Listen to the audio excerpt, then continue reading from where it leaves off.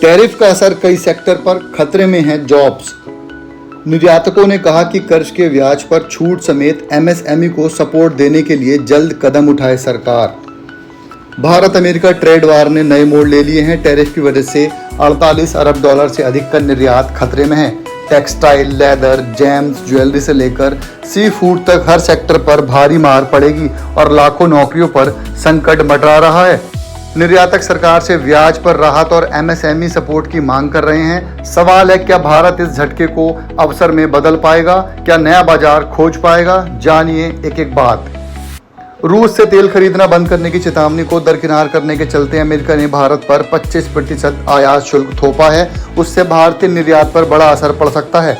भारत के खिलाफ अमेरिका का आयात शुल्क 27 अगस्त से 50% हो जाएगा, क्योंकि 25% का जवाबी टैरिफ 7 अगस्त से लागू हो चुका है। निर्यातकों का कहना है कि अब अमेरिका में घाटा उठाकर ही माल बेचा जा सकता है। निर्यातकों ने कहा कि सरकार ने अगर जल्द मदद के उपाय नहीं किए तो टेक्सटाइल से लेकर लेदर, जेम्स, ज्वेलरी सहित कई सेक्टरों में उत्पादन घटाना पड़ेगा और कर्मचारियों को बड़े पैमाने पर काम से हटाना पड़ सकता है। वहीं सरकार एक्सपोर्ट प्रमोशन मिशन के तहत निर्यातकों को जल्द राहत देने के उपाय में जुट गई है। वित्त वर्ष 2024-25 में भारत से अमेरिका को 86 बिलियन डॉलर के उत्पादों का निर्यात हुआ था।